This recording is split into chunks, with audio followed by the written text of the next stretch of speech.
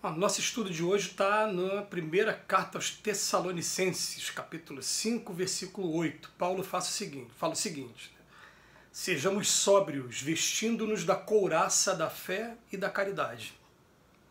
E aí Emmanuel comenta na lição 98, couraça da caridade.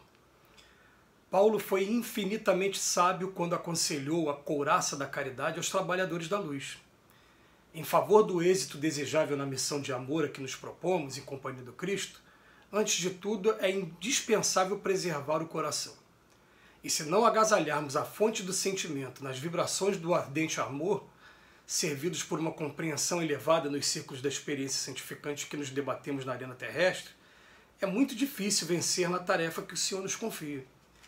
A irritação permanente diante da ignorância adia as vantagens do ensino benéfico. A indignação excessiva perante a fraqueza extermina os germes frágeis da virtude. A ira frequente no campo da luta pode multiplicar-nos os inimigos sem qualquer proveito para a obra a que nos devotamos. A severidade demasiada à frente das pessoas ainda estranhas aos benefícios da disciplina faz-se acompanhar de efeitos contraproducentes por escassez de educação do meio em que se manifesta. Compreendendo assim que o cristão se acha num verdadeiro estado de luta e que por vezes somos defrontados por sugestões de irritação intemperante, da indignação inoportuna, da ira injustificada ou da severidade destrutiva, o apóstolo dos gentios receitou-nos a couraça da caridade, por sentinela defensiva dos órgãos centrais de expressão da vida. É indispensável armar o coração de infinito entendimento fraterno para atender ao ministério em que nos empenhamos. A convicção e o entusiasmo da fé bastam para começar honrosamente, mas para continuar o serviço e terminá-lo com êxito, ninguém poderá prescindir da caridade paciente, benigna e invencível.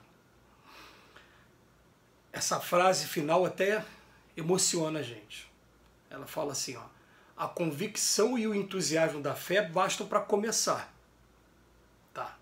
Agora, para continuar o serviço, a gente tem que ter a caridade paciente, benigna e invencível. Me lembro de um episódio uma vez que me emocionou, e por ter me emocionado eu acabei contando isso em muitos estudos que a gente andou fazendo por aí. De uma vez, Chico Xavier relatar que entrou uma pessoa completamente perturbada ainda no centro espírita, lá em Pedro Leopoldo ainda, no primeiro centro espírita, né, no Luiz Gonzaga, não era em Uberaba, e Pedro Leopoldo, e que a pessoa visivelmente transtornada e até mesmo obsediada, ela fala com um tom desafiador, fala: vem cá, seu Chico Xavier, vem aqui para me dar um passe. O Chico Xavier vai na direção dela e ela dá aquela puxada e dá uma cusparada no rosto de Chico Xavier. E Chico diz que naquele momento ele ficou triste, ele meio que se prostrou, e ele diz que viu a figura de Emmanuel chegar do lado dele e falar para ele: o que está acontecendo? Seca o rosto e vai lá e dá o passe da pessoa. Aí ele, obediente como ele era, disciplinado como ele era, ele se secou, levantou a cabeça e foi lá e deu o passe na pessoa. Quando ele terminou de dar passe para a pessoa, Emmanuel fala para ele assim: ó, muita paciência com aqueles que são carentes de Jesus.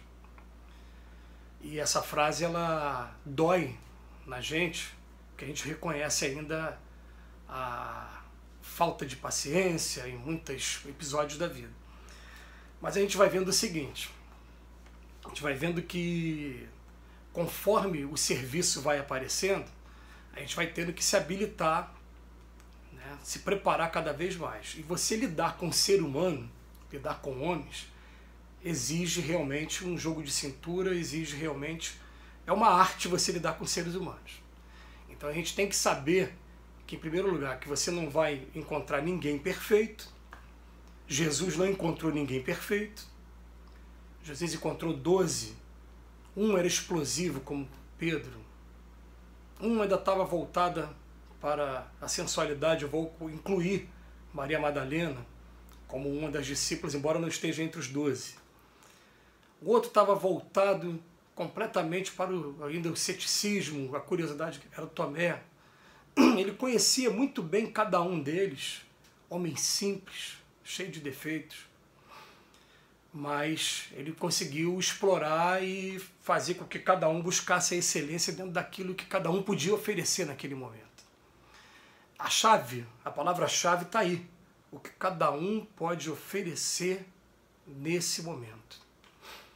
Então o que acontece? Quando a gente vai fazer qualquer curso de chefia e liderança por aí, tanto no meio militar como no meio de administração pública, os cursos de chefia e liderança vão mostrar pra gente, falar, olha, você gostando ou não, cada pessoa que está sendo colocada sob o seu comando, chefia, num primeiro momento, que a diferença de chefia para liderança é essa, o chefe, ele vai mandar, ele vai colocar as ordens dele para fora e a pessoa às vezes vai cumprir porque é obrigada a cumprir, mas sem menor admiração por aquilo. Né? Então, foi com essa. As pessoas que estão sendo colocadas sobre o seu comando, todas elas são indispensáveis. Vai ter momento que você vai precisar daquele que é mais explosivo, porque você vai precisar conter uma determinada comoção. Vai ter momento que você vai precisar daquele que é mais persuasivo, porque tem pessoas que têm que ter a paciência e sabe dosar a palavra para poder esclarecer, às vezes, uma determinada dúvida. Então a gente vai perceber o seguinte, ó, eu preciso de todos eles, mas como um bom técnico de futebol, como um bom administrador, mas peraí, essa pessoa, o lugar dela é aqui. E a gente vai começar a seguir, colocar as pessoas de maneira que elas produzam o melhor que elas podem produzir naquele momento. Então, olha as 4 características que Emmanuel enumerou e que cada um vai fazer a sua análise aí, né? Tá? Irritação permanente diante da ignorância. Eu tive a oportunidade de estudar e de conhecer. A pessoa não teve. Eu fico irritado com a pessoa porque ela é ignorante. Indignação excessiva perante a fraqueza. Você não consegue fazer isso? Eu estou indignado porque a pessoa ainda não adquiriu uma resistência moral para enfrentar aquele problema. Ira frequente no campo da luta, principalmente contra aqueles que não pensam igual a gente, né? Pode multiplicar os inimigos sem qualquer proveito. E também severidade demasiada, eu querer me nomear a polícia da vida dos outros, querer exigir que as pessoas sejam perfeitas ou que ajam exatamente da maneira como eu acho que deveriam agir.